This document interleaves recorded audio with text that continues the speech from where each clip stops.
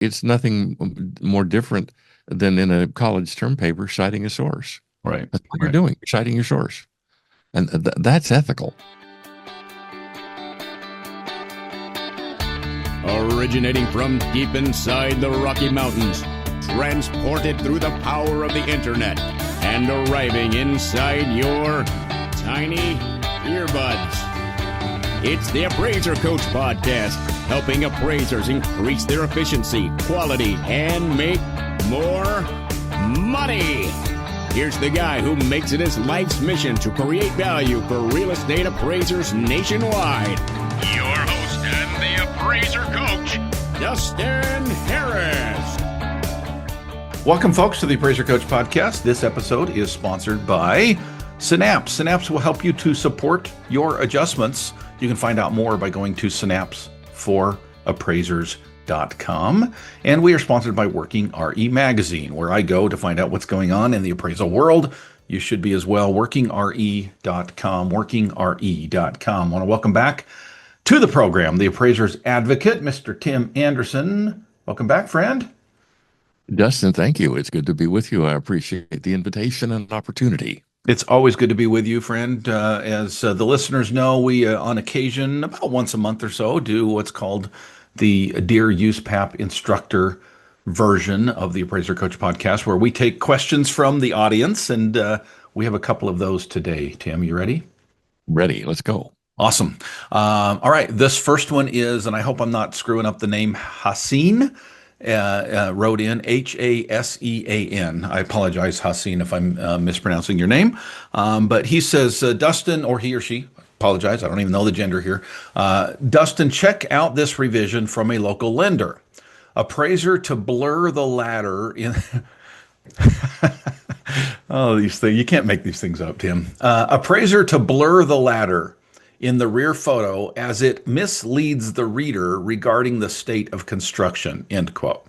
And then he goes on to say, the thing is, the roof is currently being repaired as stated in the report. I don't even know what to say to them. Seems like a violation of USPAP to purposely mislead, right? Tim, what do you think? The client obviously has too much free time. So my response would be to blur the ladder and move on. I did not think you would say that. That's interesting. Okay. Talk to me. There is no misrepresentation. I mean, misrepresentation is when there's a hole in the roof through which you can see clouds while you're standing in the Got it. Okay. and you ignore it. That's misleading. But to blur the ladder out, a stupid request. But not misleading. But no, it's not misleading. It's a stupid request and the stupid reasoning behind it. When in fact there's no reasoning behind it. It's utterly mindless. But the Haseen, and again, I too apologize if I mispronounce your name. You have better things to worry about than this.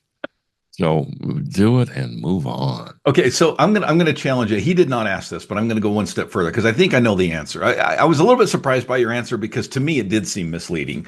But I see what you're saying because we're just talking about a ladder. If the request had said blur the ladder and don't mention the roof being repaired, I think your answer would be different. Correct? Oh yes, without question. Okay, all right. Oh yeah, without question. It's like saying blur a piece of art. Yeah, that's all. Who cares? So no, it doesn't affect the appraisal. Yeah, under that condition, Dustin, yes, I would have changed my answer. Okay. All right. Fair enough. Thank you. When we get back, we've got another question about AI and the ethics of AI. But first, want to pause and remind you folks that we are sponsored by a couple of great companies, one of them being Synapse. Folks, Synapse is amazing. If you have not used it, you need to check it out. At least try their demo videos. You can go to synapse4appraisers.com. Synapse basically makes your job easier. It doesn't do it for you. You still are in complete control of what happens. It's not a black box. You are the analyst, but it takes the data and it allows you to be able to see it in a different light and be able to use it to help support your adjustments in your appraisals. And who doesn't need that? We all do. Check them out by going to synapse4appraisers.com. Again, synapse4appraisers.com. Folks, about once, maybe twice a week, I get an email in my inbox from a great company out there, a great magazine, Working RE. Working RE is free to join their mailing list, and at least once a week, I get something that I love to read, and an article that has to do with what I do, and that is appraisal. Folks, it's free, it's easy. Go to their website, workingre.com, sign up for their free newsletter, and get informed. Workingre.com.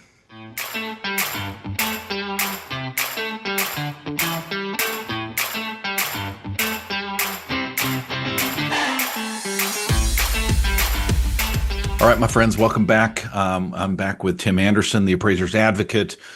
Tim, you're not just a USPAP instructor and a USPAP expert, but you also, well, you do what? I'll let you explain it.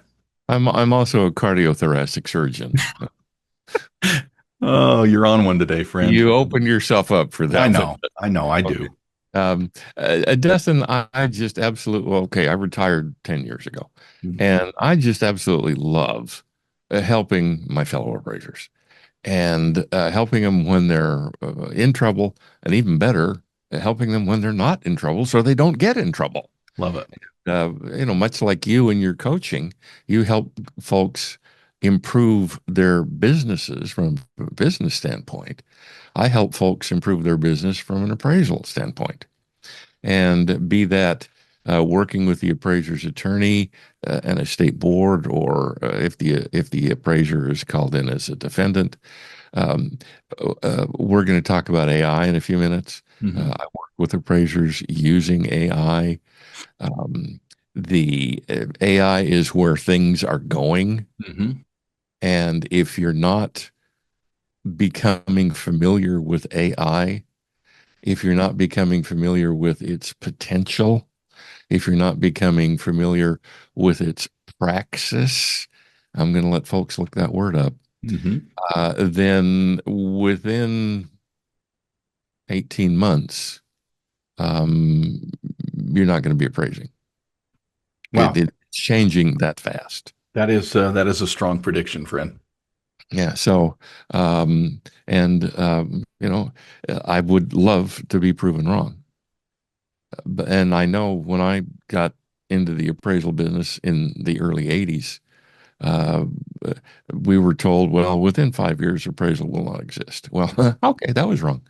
Yeah. But the changes that are taking place now were not even heard of then. Yeah. So we are in a dynamic business, and a lot of people like to say, "Oh, yes, real estate appraisal is a dynamic business." And you go, "Okay, what does dynamic mean?" And they go, "Well, dynamic means changing. That's all it means. Right? It means changing." And what we do isn't changing. How we do it is changing. Yep. And if we don't keep up, well, like the old saying is, I don't have to outrun the lion. I just have to outrun you. And appraisers are going to be standing there with their pants down. Yeah. Yeah. Okay. Speaking of AI, the question comes from Glenn, a listener to the program. And he says, I hate to say it, but these lenders are really behind the times when it comes to AI. I recently sat down at lunch with a longtime bank client of mine. We got to talking about AI, and he made the statement that he thought using artificial intelligence in an appraisal process was an ethics violation. Next time you have Tim on the show, I would be interested to hear how he would answer my friend. Okay, it's an ethical violation if using MLS is an ethical violation. It's an ethical violation if using Spark is an ethical violation. It's an ethical violation if using Word is an ethical violation. In other words, that particular banker doesn't know as you know what from a hole in the ground. And now, can it be used? Can AI be used unethically? Of course it can. But this is where the appraiser must understand its benefits and its limitations. Now, if here, my house is at 1234 Elm Street in Anytown, Iowa. Please tell me everything you can about the neighborhood. and then you just copy and paste that into the report. Right. Yeah. That's unethical. Yeah. Because that's not your work. Whereas you type that in and it spits out something back at you, and you go, okay, that's a mistake, and I need to update this, and I don't like the way that sentence reads. I'm gonna reconstruct it. Okay, that's perfectly fine because that's your work. Now, there are those who say, well, as soon as you paste it in there and sign the certification, it becomes your work. And I'm quite frankly, I'm not going to debate that. Okay. But the issue is you don't want to have someone reviewing that after it goes out. You want to have someone reviewing it before it goes out. So if there are errors in it, you can fix them. And I'm going to give you an absolutely silly example. I asked ChatGPT to type something up. It was very well done, but it kept referring to credible appraisal reports. Well, technically, only appraisals are credible. Reports are non-misleading. So I had to fix that. Yeah. But I use ChatGPT all the time. You've mentioned a report doesn't go off your desk without some kind of input from ChatGPT or any other large language model. I do a lot of writing, not a lot of publishing, but a lot of writing, and it's all. I type in, here's my idea. Give me some citations, give me the pros and the cons, blah, blah, blah, and it spits it back out at me. And then I take that and I do with it whatever I'm going to do with it. Well, that's the key, right? You do with it whatever you do with it, right? Yeah. And it may be nothing because I throw it out and go, that's boring. Or that it may make up half what eventually is published. But then also, I acknowledge ChatGPT. So there's no question that, yes, I used it. And therefore, it's nothing more different than in a college term paper citing a source. Right. That's what you're doing, citing your source. And that's ethical. But just the banker was just wrong. But an appraiser can use AI unethically. Sure. So the appraiser has to understand the ethics. Now, if you go to the ethics rule, you will not find ChatGPT or Gronk or any of those. You will not find that term.